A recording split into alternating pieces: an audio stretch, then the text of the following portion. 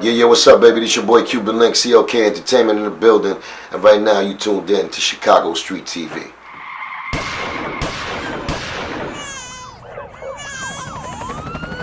You was a genius even though you had no college degree. We were homies, but you will always be a brother to me. So close, we always gave each other a kiss on the cheek. Big P, your legacy will always live on the streets. And best believe I'ma be there for your wife in 3 seats. Rest in peace.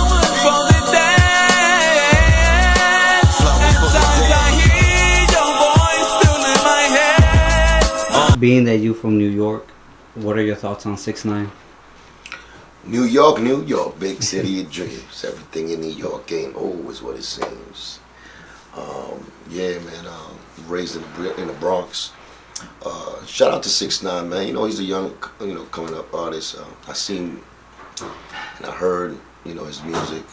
I seen his personality. I seen the way I actually like how he handles himself with the media. You know what I'm saying? So that's something that I really like, being a little rebel, but still being smart enough to really capitalize and really understand the business the way he does. So I'm impressed by that. I'm impressed by the fact that he's actually touching the Latino market, the Spanish market, him being Mexican and Puerto Rican. So I'm impressed by that, him being so young and embracing that. I like his music, I like his music. I'm not in love with it, but it's hot to what it is right now for the young kids. It's got that aggressive flow, he got that aggressive music. He can tone it down, do that. That thing that the young boys is doing right now, man. You know what I'm saying? And so I salute him for that. Do I think he's a little crazy by inviting violence, to his life like that and his circle like that? Yeah, I think he's a little nuts by doing that. I think he don't want the repercussions of that when it becomes reality. He just went through a situation that, he got robbed and stuff like that. They try to kidnap him and all that. So hopefully he learns from certain situations like that. Now that energy that he has, if it was from like I could relate to that energy, because it's like, in my history, my career, it's been where, Cuban was known for being angry and really like, like doing a lot of confrontations with people and DJs and maybe just street dudes. So I was like, I definitely had that energy where I don't want to say it was negative, because it was just so real to me that it was never negative to me. It was just like me venting and me acting upon my feelings and me acting upon my situations and the things that I went through. So I was just going, direct and hard at what I wanted to do. But looking back at it, there's different ways to do it, little smarter ways to do it, but his energy is actually just trolling, you know what I'm saying? So he likes to troll, that's his thing. He likes to rile people up, and he's good at it, you know what I'm saying? He's good at it. So, I wish him the best, man. Keep doing your thing. 6ix9ine, do your thing, man. We still here. Another Hispanic popping up from New York is Cardi B. What are your thoughts on Cardi B?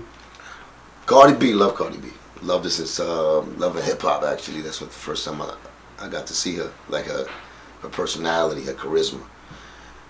She was always dope with just being herself. So Cardi B's definitely, and she went against a lot, the odds when it came to the music. So she overcame a lot, and she proved a lot of people wrong. So everybody loves the underdog. And I consider myself, I always relate these artists to like my situations. You know what I'm saying? I'm up to that stage in my career that I look back and I was like, yo, you know what I'm saying? They got that fire. You know what I'm saying? And I think Cardi B is just, she's a star. You know what I'm saying? She's a star. Other people's got to work to be stars. She's just like a star. Personality, she's a star. Music, she's a star. She knows who's hot. She knows who's not. She knows rhythm. She's Latina, Dominican, and Puerto Rican also, I think, if I'm not wrong, or if not full Dominican. She came up the hard way, stripper. You know what I'm saying? Working in clubs. Dropped out of school, went to the clubs. Try to, so she paid the dues. You know what I'm saying? She paid the dues. She kept her mind focused. She stood on the business route. She believed in herself, and salute. You gotta salute those qualities right there. And she's on top of the world right now. So what else can you say? But let Cardi be. You gotta let her be, baby. Let her be. She's doing her thing. Salute to Cardi B. Terror Squad formed. That's a Fat Joe question there, because that was his group before we even, like me, Pun, Triple Seis, 6ix9ine, Shorty Prospect, Tony Sunshine. Like before that was going on, like Joe already had a deal through Relatively Records. That he already had a deal, and he already had the album Represent. His first single was Flow Joe. So he already had the actual label Terror Squad, and Terror Squad was actually from the street. That he took it and he marketed on a bigger level. He had artists like Giz, rest in peace, Gizmo, from Forest Projects. He had Keith Nutt, Armageddon, and those were the artists that were in Terror Squad before the likes of Big Pun, myself, Triple Seis, 6ix9ine, Shorty Prospect. We all showed up later. After he was working on the second album, Jealous One Still Envy. No, Jealous One Envy.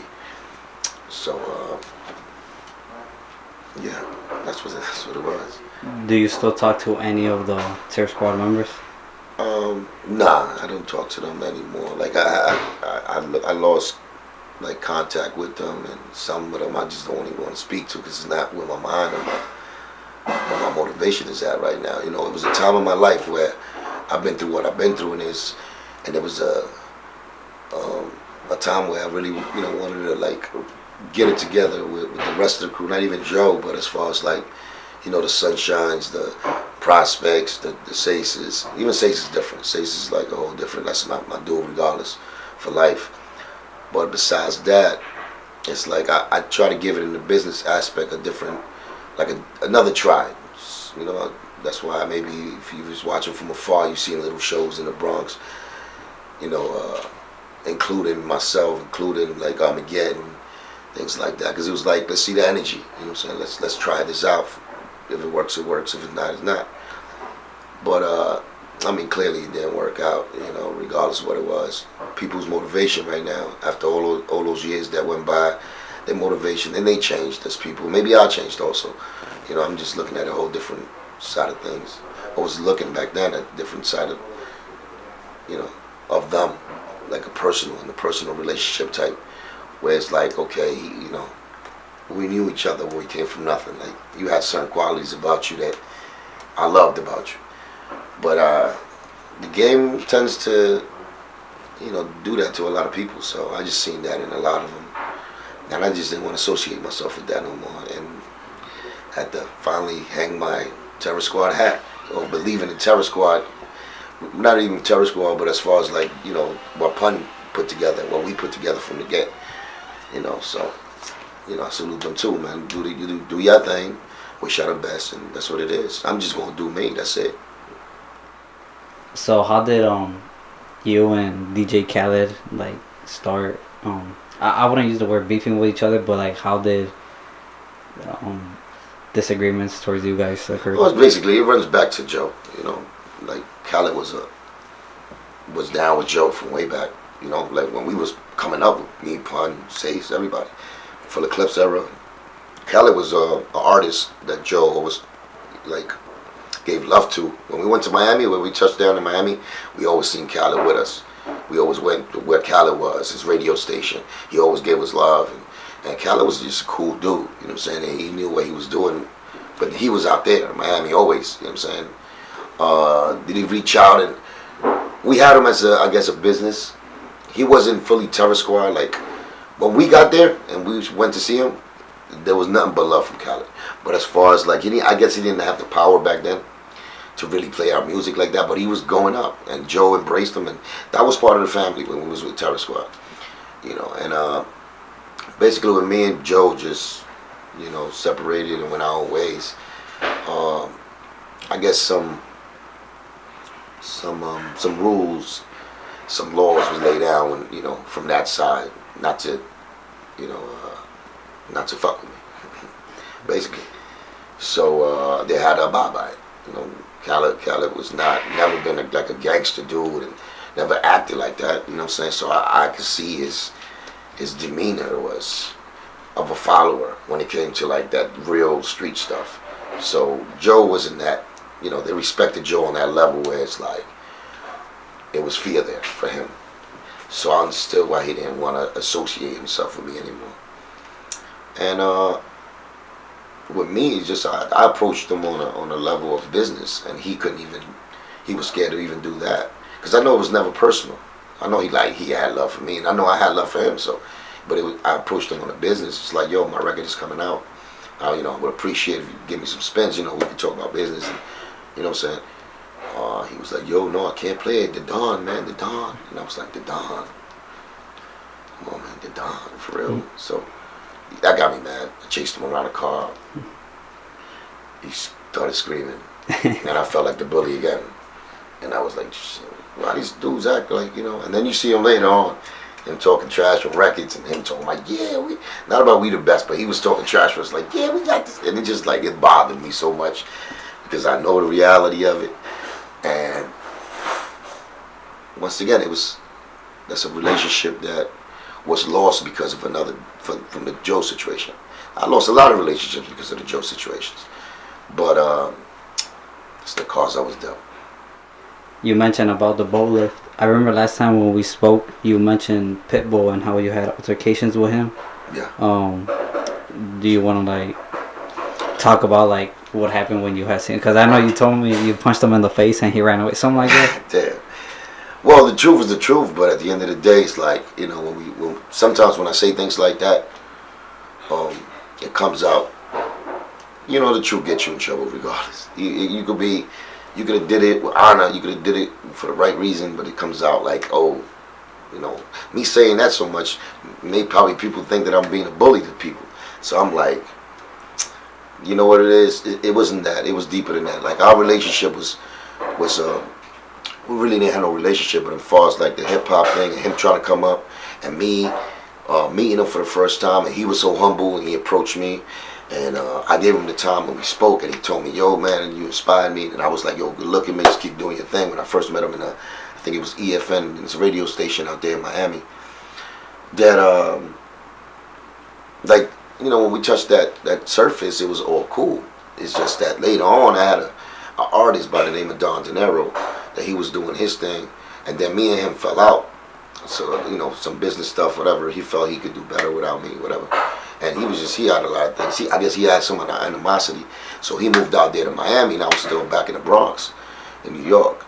And I guess him and Pitbull started chilling together. And out of nowhere, Dinero started like feeding Pitbull some poison about me. You know, things like lies about me. So he came out, he took me out of a song that I actually did with Dinero. Dinero took me out of the song, and he put Pitbull in them 8 bars that Pitbull spit. He said, we're going to do it this time without the weakest link. So he already throwing a shot at me. So now I'm like, okay, damn, you know what I'm saying? Like, okay. So that I already took that, like, you know what I'm saying? Because when I seen him, he gave me so much love and all of that. I'm like, yo, I give him love back. So I expect a little respect to the next level, especially my journey out here, doing what I did and stepping into hip hop the way I stepped into it. So he didn't do that. You know, he chose to, I guess, drink the poison that Dinero was feeding him, and it kept on. Then I started my little thing. Oh, little Chihuahuas. I heard little Chihuahuas is talking crap out here in Miami about me. But, you know, I ain't nothing. And then I wasn't, you know, that's just who I am. I was throwing a little subliminal back, but at the same time I was really mad because it was like, if I saw him, you know, I was going to put my hands on him because I definitely confront him, you know what I'm saying? Because it was just like that sort of like, just bitch assness, you know what I'm saying? Like, if you real about something, you feel, you see me, then you holler at me straight up. I mean, I'm not a dude that's going to, you know, do some snake shit to you. I'm a nigga that's straight up forward with you.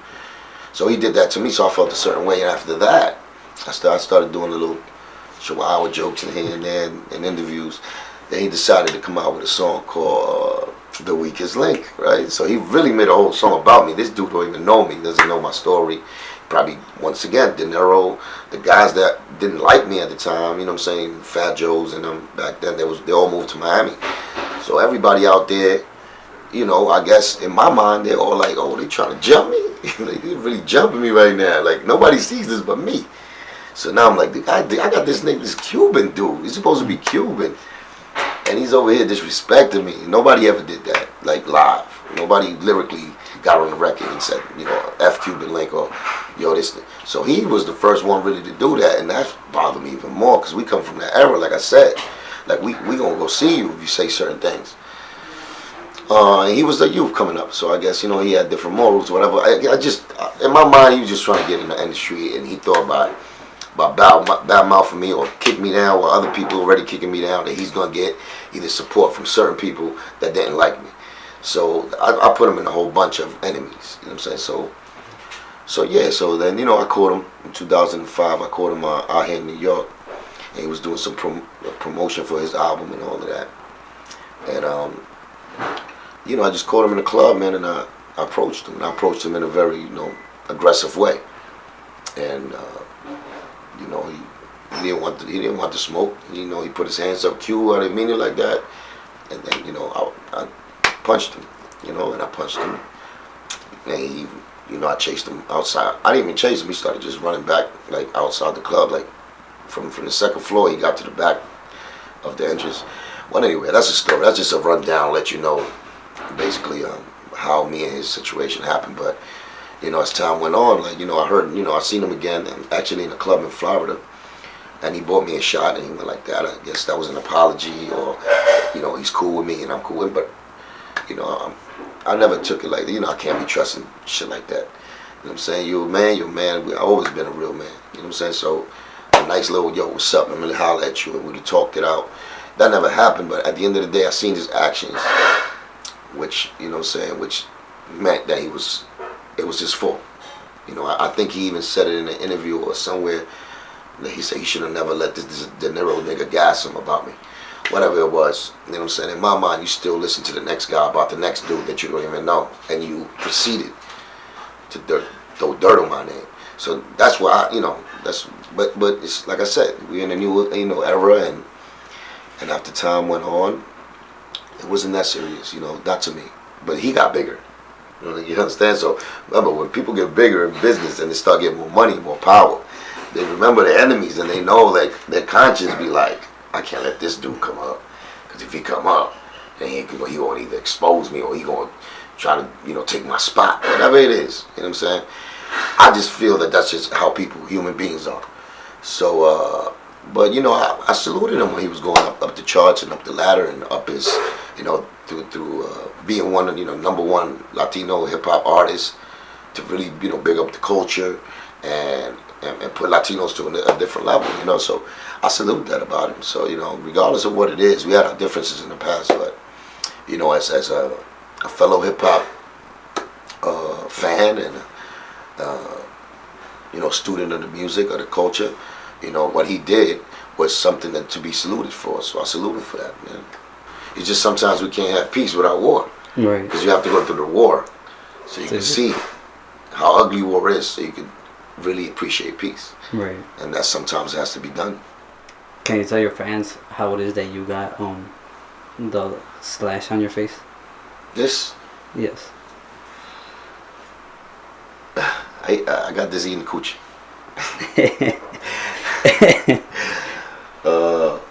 Just joking, man. Scarface. If you see the movie, you see it. How you call it? Yeah, no, it's in a nightclub. You know, somebody from behind got into a fight. Got into a fight with an old friend, and basically I was fighting him. I did my job against him. I didn't even start it, but I finished it with him. And then while I was doing that, somebody came from behind with a blade and did that. I didn't even know it happened until I got outside and I seen blood on my shirt. That's a wrap up. How did you get the name Cuban Link? Oh man, Cuban Link, besides the fact that I'm Cuban, I came here in 1980, didn't know English when I first, you know, stepped on land over here. Came to the 1980 my rail boat lift. You know, if you've seen Scarface, the beginning of Scarface, that's really actual real footage about, you know, where I come from and how I came here. Basically just being in hip hop, I just needed a name. You know, every artist, I think, needs that perfect name to describe who they are. And when I started looking for my name, like I was venturing through different names. Like, I was like the lyrical assassin. Before it was Cuban Link, I was the lyrical assassin. But it was like general names. It was like, to me, it was never like, it was never like, okay, this is the name. It's going to be Shining Lights. You know what I'm saying? That the world's going to remember. And it's more to me than just being lyrical. You know what I'm saying? It's a story behind my whole artistry. And I always thought it was bigger than that when it came to choosing a name for myself. So, when I heard Cuban Link, I always thought about being like naming myself Cuban Link, but it was just like, damn, Wu-Tang. Wu-Tang had only built for Cuban Links, and back then it was like biting was a no-no. You can never do that. I felt like I was biting somehow because they came out with that, and you know what I'm saying. But it was just my time coming out, and I needed to find a new name that fit me, like perfectly fit me. I always liked Cuban Link. And then my man JQ was chilling in the trap house back then, and we was chilling. And I was telling him about I need a new name, man. You know what I'm saying? Lyrical assassin is, it's just too plain. Like, everybody's an assassin, a verbal assassin, somebody's always lyrical something. So I was like, I need a name that fits me. You know what I'm saying? And he said it too. He said, yo, your name should be Cuban Link. I was like, nah, no, man, I thought about that, but it's just like, Wu came out with it. It's like, I don't want to seem like I'm biting and all of that. And, because my mind was on it like that. Like, those are the you know what I'm saying, some of the qualities you came up with. Like, you can't bite, man. It's not, you gotta be original.